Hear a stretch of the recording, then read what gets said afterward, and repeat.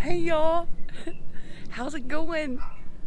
Well, you are just really not gonna believe this, and I just still need you to know that this is every bit all God, okay?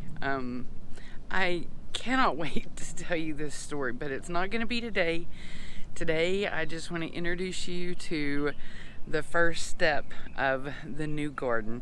There's still a lot of things to be done, so you're going to kind of get to see it in phases as we get into this new space. But I wanted to pop on real quick because I know in some of these update videos you're not getting a chance to see me every time, and I do want you to know that I'm extremely well. So about any emotions that you see from here on out are just being just overwhelmed with how exciting and thrilling this all turned out to be. So let's check out my new garden. I'm just showing you this ugly grass here first. It's 10:34, okay? So now here's like the rough big first reveal. So this over here is, what is this? This is the west side of the yard. So over here it gets a good amount of sun in the morning, and behind it, and we've got a lot of plants here, so just don't worry about what you don't understand. So the bed made it, and it gets good sun here during the early morning and through the midday. And then this mature fig behind it, like, is an awesome shade space. Let me see if I can find a fig. Like, there's a fig right there, and there's a fig right there. There's also lantana growing in this. So we're about to do something to manage this lantana. I'm sorry, it looks like maybe that's berries on the lantana. So by about 3 or 4 o'clock in the afternoon, this fig tree is shading this bed, and then the shadow of the fig tree just continues to extend, so that and that's why I need to show you this now too, because like we've got the first of the stakes up, so we're about to build off the garden. So I want you to see how it looked before. So by about 5 or 6, then the shade gets out to here, and it just keeps kind of going. Whereas this part of the yard, so this is, like I said, 10:30. So around 10:30 to 11, this edge right here starts to get some of the sun that comes around the edge of the shadow of the big tree here, okay?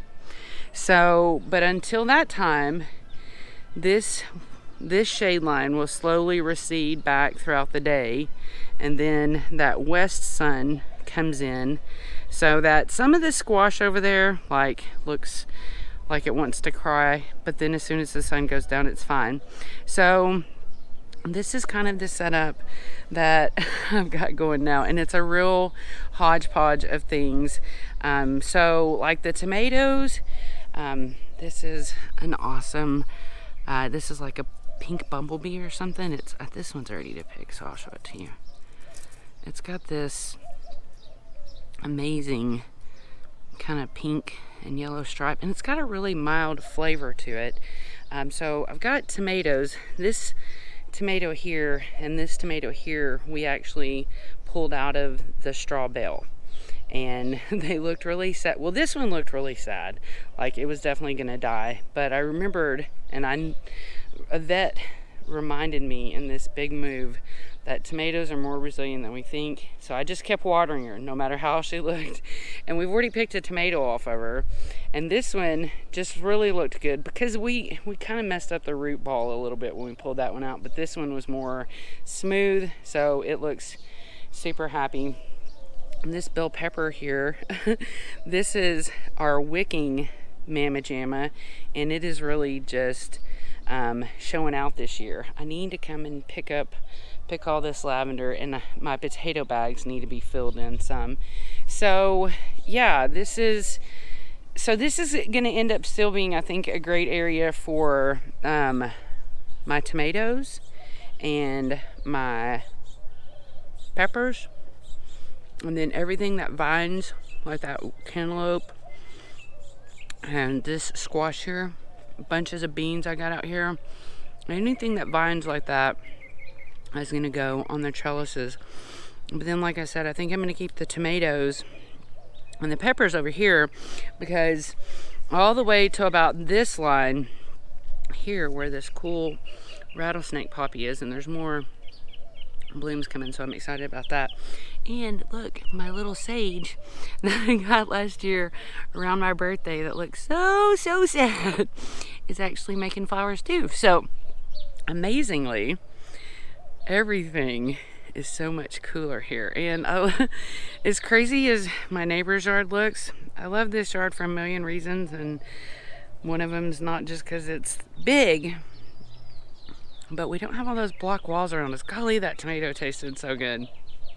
Another one that's really going good in here too is these Berry's Crazy Cherries, and they're just kind of like this yellow teardrop, and they've got a taste. So we're discovering a lot of new tomatoes and a lot of new tastes from tomatoes that aren't as crazy, like kind of tangy, acidic, to some that are a bit mild. That's an indigo apple, and we just picked one of those. So we've been having fun harvesting. I didn't show you in the other bed over there in the raised bed. There's tons of green beans going over there, and you know, still like 12 or 13 Cherokee purples that are getting ready to, this is some kind of indigo something, but those Cherokee purples are almost getting as big as my fist. So this is the little glimpse of how things looked before we got the world set up in our new little garden. And one more cool thing I want to share with you is this basil bag. So I dug this basil all up out of the kiddie pool, and over there is some purple, and it's just as happy as can be. So I'm thrilled to have it here too. And see, that's a climate. My mint has never looked better. And these are some tomatoes that I took propagations of. So I've got like another Cherokee purple in there, and I don't know, another cherry. And this is a calendula, because you know the calendula were so prolific in my yard. This one had seeded itself in the straw bale, so I potted it up to bring it along so that it could go crazy in this yard. And this is some zinnias that I potted up. That's a marigold, so I need to get these separated and into their final location. And over here, lastly, are the strawberry bags, and these strawberry bags will probably stay here. They are really loving life. I used part of the straw bale, and I'm going to talk more about that later, but when we were tearing the straw bale down, I took and filled these bags that are just about, I don't know, maybe 6 inches tall, filled the bottom with that straw, and then as I dug the strawberry plants out, I layered them into the bag, you know. And so the only thing I don't really like about these bags is the way they bulge on the side, but kind of gives them more room, so I can't gripe too much. So then I've just been watering them as they were, but I did a major fertilize, compost, and then I mulched everything with the leftovers from the straw bale. So now that's why everything really looks, you know, kind of uniform and nice. So that's a big job I got done this week, was doing that. And I've got just a little bit more mulch that will help me mulch these plants here.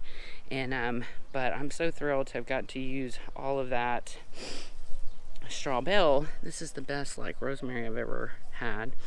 And I said the same thing about my mint. I think, I don't know if I did or not, but my mint is just happy as a lark. So tomatoes, we're keeping this for the bunny, and these beans need somewhere to climb, so I'm gonna have to make them their own teepee, because I think I need to keep that lettuce in the shade.